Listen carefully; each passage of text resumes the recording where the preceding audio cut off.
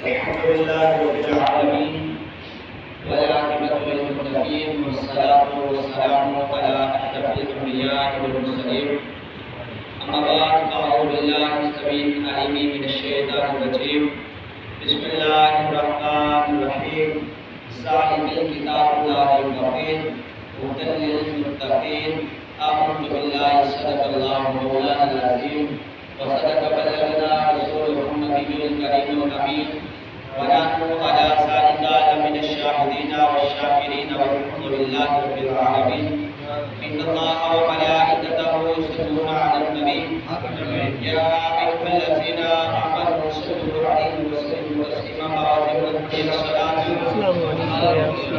عليك يا سيدي يا رسول الله الصلاة والسلام عليك يا حبيب الله الصلاة والسلام عليك يا نبي الله وعلى آلك وأصحابك يا سيدي يا خاتم النبيين. تمام طرفے بے کنار مالک الفضل کے لیے جس نے پورے ہوئے زمین کو پیدا فرمایا اور تمام مخلوق کو رزق عطا فرمایا اور تاجدار مدینہ صلی اللہ علیہ وسلم کی بارگاہ کے اندر درود و سلام کا گلدستہ عرض کرنے کے بعد دعا کروں کہ اللہ تبارک و تعالی مجھے حق و سچ بیان کرنے کی توفیق عطا فرمائے، آپ کو اور مجھے عمل کی توفیق عطا فرمائے۔ واجب تعظیم میرے بزرگوں نوجوان ساتھیوں، آج جو محفل اس محفل کو ہم نے انعقاد کیا، اس کو ہم نے سجایا، یہ ختم قرآن پاک کی محفل ہے اور ہم بڑے خوش نصیب ہیں اور بڑے خوش قسمت ہیں ہم جس محفل کے اندر شامل ہوئے ہیں وہ قرآن مجید کی تقریر کی محفل ہے۔ سبحان اللہ سبحان اللہ۔ اور رمضان المبارک کا رات اور یہ بھی ہمارے لیے بڑے خوش نصیبی کی بات ہے کہ تاجدار مدینہ صلی اللہ علیہ وسلم نے ارشاد فرمایا، حضرت ام المؤمنین حضرت عائشہ صدیقہ رضی اللہ تعالی عنہ فرماتی ہیں کہ جب رمضان المبارک کا آخری عشرہ شروع ہوتا تو تاجدار مدینہ صلی اللہ علیہ وسلم ہم سب ام الحاق کو آپ فرماتے کہ آخری عشرہ ہے آپ آقا علیہ السلام خود آرام کرتے نہ ہمیں آرام کرنے دیتے۔ سبحان اللہ۔ آقا علیہ السلام فرماتے کہ تم سو رہی ہو، یہ تو رات اللہ سے بخشش مانگنے کی راتیں ہیں، اللہ سے معافی مانگنے کی راتیں ہیں۔ ام المؤمنین فرماتی ہیں کہ ہم آخری جو 10 دن ہوتے ہم ساری رات اللہ کی باتوں میں مشغول رہتے ہیں۔ سبحان اللہ۔ اور ہماری آج ہم محفل میں بیٹھے ہیں تو وہ محفل کیا ہوتی تھی؟ اللہ اور اللہ کے رسول کا ذکر ہوتا ہے۔ سبحان اللہ سبحان اللہ۔ اور آقا علیہ السلام کی بارگاہ میں ایک شخص آتا ہے، اگر عرض کرتا ہے یا رسول اللہ صلی اللہ علیہ وسلم مجھے حکم فرمائے کہ میں نے اپنی جو کاروبار ہے، اپنے جو معاملات ہیں، میں نے اس کے 4 حصے کیے ہیں۔ آقا علیہ السلام نے فرمایا کہ بتا کیسے؟ یا رسول اللہ صلی اللہ علیہ وسلم میں نے 3 حصے جو ہے وہ اپنے کاروبار کے لیے، اپنے کام کاج کے لیے کیے اور ایک حصہ جو ہے وہ آپ پہ درود پڑھنے کے لیے مقرر کیا ہے۔ تو میرے رسول پاک نے فرمایا کہ اس سے اور بڑھا دو۔ سبحان اللہ۔ اس سے اور بڑھا دو، اس سے اور زیادہ کر دو۔ تو پھر اس نے کہا یا رسول اللہ صلی اللہ علیہ وسلم 2 حصے میں اپنے کاروبار کے لیے رکھوں گا اور 2 حصے میں آپ کا ذکر کروں گا۔ میرے مصطفیٰ نے فرمایا اس سے اور بھی بڑھا دو۔ سبحان اللہ۔ اگر آقا علیہ السلام کیوں فرما رہے ہیں؟ فرمایا کہ بخشش بھی اسی کی ہوگی جس کے سینے میں مصطفیٰ کی محبت ہوگی، جس کے سینے میں مصطفیٰ کا پیار ہوگا وہی بخشا جائے گا، اس کی توبہ قبول ہوگی، اس کی ریاضتیں عبادتیں قبول ہوگی۔ اگر عشق مصطفیٰ سینے میں نہیں ہے تو پھر چاہے ساری رات قیام کرے، ساری رات رکوع کرے، کوئی فائدہ نہیں ہے۔ جب تک سینے میں آقا علیہ السلام کا تصور نہیں کرے گا تب تک کوئی عبادت قبول نہیں ہوگی۔ آقا علیہ السلام کے پیارے غلاموں، اللہ تبارک و تعالی نے ہمیں جو یہ کتاب عطا فرمائی، یہ کتاب بھی اعلیٰ۔ سبحان اللہ۔ میں نے آپ کے سامنے قرآن مجید کی آیات مبارکہ پہلا سپارہ سورۃ البقرہ کی پہلی اور دوسری آیات مبارکہ ہے ذالک الکتاب किताबुल ला रैब फीह हुदल लिल मुत्तकीन। इसका तर्जुमा कर लो ईमान। इसका तर्जुमा यूं है कि ला रैब फीह बेऐब किताब, कुरान मजीद, इसमें कोई ऐब नहीं, इसमें कोई ऐब नहीं। और ये हिदायत है मुत्तकी के लिए, परहेजगारों के लिए। मुत्तकी कौन लोग हैं, परहेजगार कौन लोग हैं? मुत्तकीन और परहेजगार एक ही लोग हैं। मुत्तकीन वो है जो हर वक्त अल्लाह से डरते रहते हैं, हर वक्त परहेजगारी करते हैं, हर वक्त इबादत में मशगूल रहते हैं, और जब भी उनके सामने मेरे मुस्तफा का नाम है झूम उठते हैं। सुभान अल्लाह। और मेरे करीम अकरम सल्लल्लाहु अलैहि वसल्लम के गुलामों की किताब को भेजने वाला भी आला ज़ात, सुभान अल्लाह, शरीक, और लेकर जो आ रहा है वो जिब्राइल, सुभान अल्लाह। तो फरिश्तों का उस्ताद, फरिश्तों का सरदार, लेकर आने वाला भी आला और भेजने वाला भी आला, और जिसके पास ये किताब आ रही है वो भी आला, सुभान अल्लाह। अब देखिए, पहली किताबें आई, तौरात, ज़बूर, इंजील आई, खत्म हो गई, शरीयत खत्म हो गई, लेकिन अल्हम्दुलिल्लाह सुम्मा अल्हम्दुलिल्लाह कुरान जब से चला है अब तक चल रहा है, सुभान अल्लाह। जब ये कुरान मजीद फुरकान हमीद की नज़ूल हुआ तो मेरे आका अलैहिस्सलातु वस्सलाम ने कुफार के सामने कुरान मजीद को पेश किया। तो कुफार ने जब कुरान को देखा, मान तो गए लेकिन अंदर बेईमानी थी, मुनाफिकत थी, तो कहा कि ये कोई नई बात थोड़ी है, हम अरब के रहने वाले हैं, हम ऐसी और ढेर सारी ऐसी आयातें बना देंगे। तो अल्लाह तबारक व तआला ने फरमाया कि ऐ महबूब इनको फरमा दो, ले आओ इसकी मिसल, अगर एक मिसल, एक आयत भी हो, ले आओ इसकी मिसल, अगर एक आयत भी ले आओ। अगर ना ले सको, अपने सारे हिमायतियों को बुला लाओ, अपने सारे हिमायतियों को बुला लाओ, जितने बड़े बड़े जय्यत तुम्हारे उलमा इकराम हैं, जितने जय्यत आपके मौजूदा दरान हैं, बुला लाए, एक आयत लेकर आओ। और फिर अल्लाह तबारक व तआला इसी आयत में फरमा रहा है कि तुम नहीं ला सकोगे, तुम नहीं ला सकोगे, महबूब तुम उन्हें फरमा दो, इन कुंतुम सादिकीन, तुम सच्चों के साथ हो जाओ, तुम सच्चे नहीं हो, जब तुम सच्चों के साथ हो जाओगे तुम्हें पता चल जाएगा कि कुरान की शान क्या है, सुभान अल्लाह। कुरान का मुकाम क्या है, कुरान का मर्तबा क्या है। आका अलैहिस्सलातु वस्सलाम के गुलामों, यही कुरान है, यही कुरान जिसने हजरत उमर का दिल को बदला, हजरत उमर के दिल की कैफियत को बदला। मेरे भाई, जब हजरत उमर तलवार लेकर आते हैं, अपनी बहन के घर में पहुंचते हैं, जब पहुंचते हैं तो उसकी बहन कुरान सुनाती है। आए तो मेरे आका अलैहिस्सलातु वस्सलाम को माज़अल्लाह शहीद करने के लिए आ रहे थे। जब कुरान सुना, ये दिल पत्थर था, जब कुरान की ज़रब लगी, अरे पत्थर को दो टुकड़े करके मोम बना दिया, सुभान अल्लाह, मोम बना दिया। और यही कुरान हज़रत सैयदना सिद्दीक़ अकबर, हज़रत सैयदना सिद्दीक़ अकबर पहले खलीफा, मेरे आका अलैहिस्सलातु वस्सलाम, जिन्होंने गार के अंदर भी मेरे आका अलैहिस्सलाम के साथ और मिज़ार के अंदर भी मेरे मुस्तफा के साथ, कितनी शान है, कितना मकाम है। और मेरे आका अलैहिस्सलातु वस्सलाम ने इनके बारे में बहुत सारी हदीसें इरशाद फरमाई हैं, कुरान की शान बयान करनी है। मेरे करीम आका अलैहिस्सलातु वस्सलाम के गुलामों, हज़रत इब्न अब्बास रज़ी अल्लाह, अब्दुल्लाह बिन अब्बास रज़ी अल्लाह तआला बयान फरमाते हैं, आप फरमाते हैं कि ये कुरान की इतनी शान है, इतना मर्तबा है।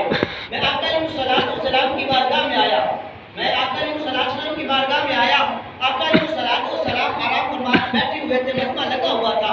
तो मैंने आका अलैहिस्सलातु वस्सलाम की बारगाह में अर्ज़ की, या रसूल अल्लाह, मैं जो सुनता हूँ भूल जाता हूँ, मुझे याद नहीं रहता।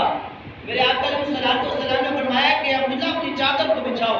फरमाते हैं कि मैंने चादर को बिछाया, मैंने जब चादर को बिछा दिया, मेरे मुस्तफा ने ऐसे ऊपर हाथों को किया, हाथों को करने के बाद आपने ऐसे नीचे हाथ किए, उस चादर के अंदर अपने हाथ रखे और उसे बंद कर दिया।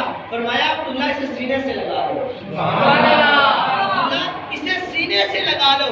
हज़रत अब्दुल्ला बिन अब्बास फरमाते हैं कि मैंने उसे उठाया और सीने से लगाया, और अल्लाह ने मुझे इतना इल्म अता फरमा दिया कि कुरान मजीद फुरकान हमीद को मैं पढ़ता हूँ, अगर मेरे ऊँट की मार भी होती है वो भी मिल जाती है, सुभान अल्लाह, वो मार भी मिल जाती है। यार ऊँट की मार तुम हो जाए, कुरान पढ़े मार मिल जाए, यार कुरान की कितनी शान होगी, सुभान अल्लाह, मकाम होगा।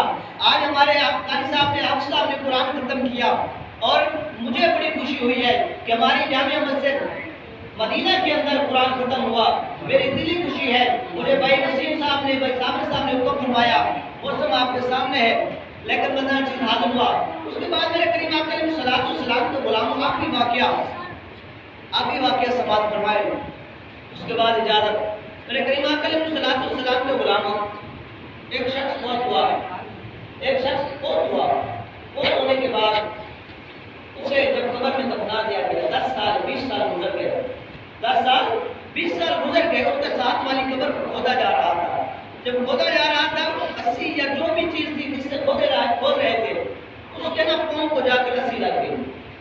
جب لگی تو خون جاری ہو گیا. اور 20 سال بندہ 20 سال قبر میں ہو اور مٹی میں ہو.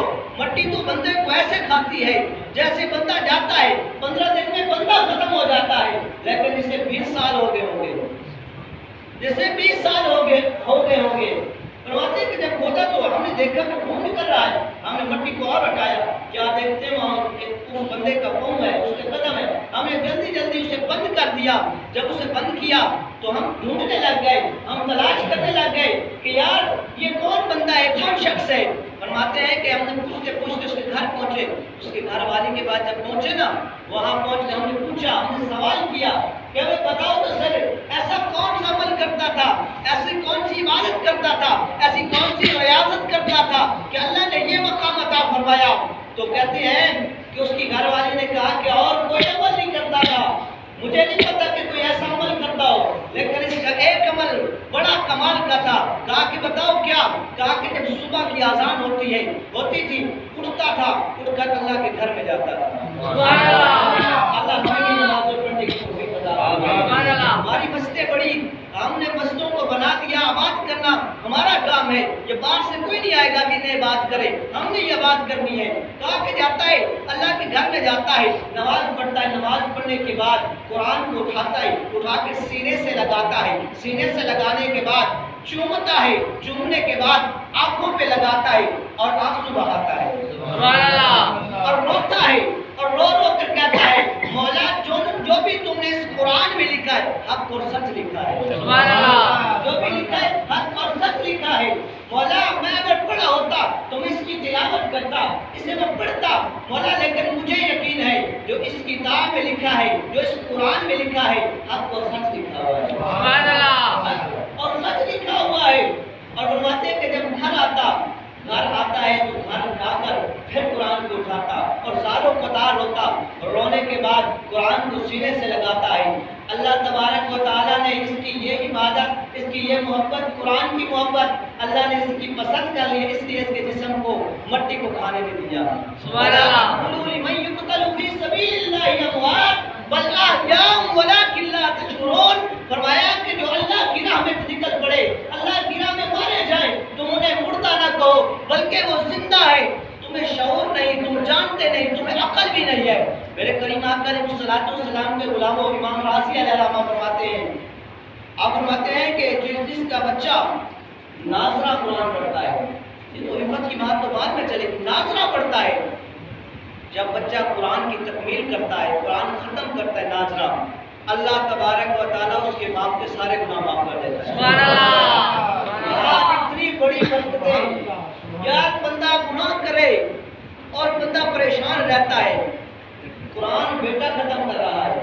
قرآن بیٹا ختم کر رہا ہے. اس نے اللہ باپ کو دے رہا ہے. سبحان اللہ. اس نے اللہ باپ کو دے رہا ہے.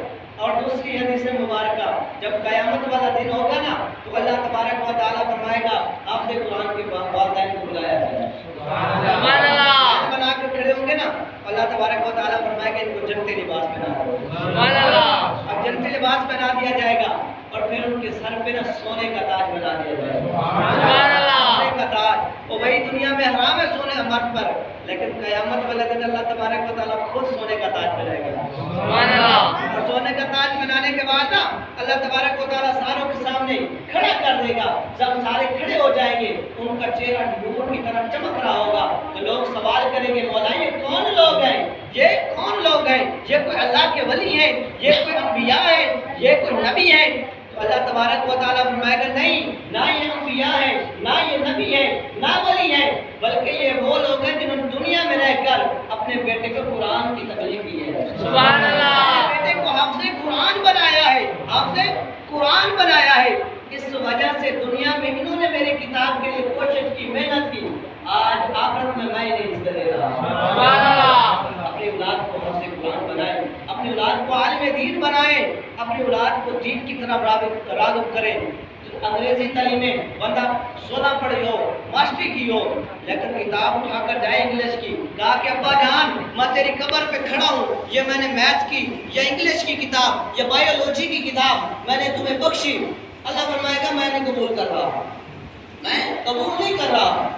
کون کیا قبول کرے گا؟ اللہ فرمائے گا کہ میری کتاب ہے نا قرآن مجید، اس کا ایک لفظ پڑھ دے گا نا تو میں تیرے باپ کی بخشش کر دوں گا، سبحان اللہ۔ میں تیرے والد کی بخشش کر دوں گا۔ وہ ہے نا حدیث مبارکہ کہ میرے رسول پاک صلی اللہ علیہ وسلم نے فرمایا کہ حضرت موسیٰ علیہ السلام جا رہے تھے قبر کی ساتھ سے گزرے نا، تو آپ نے کیا دیکھا قبر میں نا بندے کو عذاب ہو رہا تھا، آپ گزر گئے، جب واپس ہوئے تو کیا دیکھتے ہیں کہ وہ خوشگوار ہو رہا ہے، وہ قبر کے اندر نا اسے ایک چادر بچھا کر دی ہوئی ہے، جنتی سرانہ تکیہ وغیرہ لگا کر دیا ہوا ہے۔ حضرت موسیٰ علیہ السلام حیران ہوئے کہ جب میں یہاں سے پہلے گزرا تھا اس وقت تو اس کی قبر میں عذاب ہو رہا تھا، اب یہ اللہ نے کیا مقامت آپ نے کیسے؟ اللہ کی بارگاہ میں عرض کرتے مولا یہ کیا معاملہ ہے؟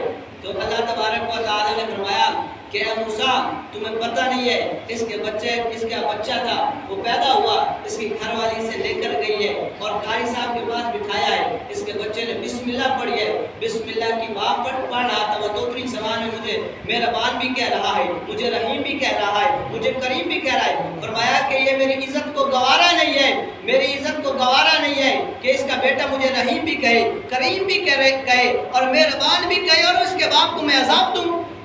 فرمایا کہ میں نے فرشتوں کو کہا کہ اس کی قبر سے عذاب کو ہٹا دو۔ دوستو یہ قرآن کی بڑی فضیلت ہے، بڑی برکت ہے۔ اللہ ہمیں قرآن پڑھنے کی توفیق عطا فرمائے۔ ہمارا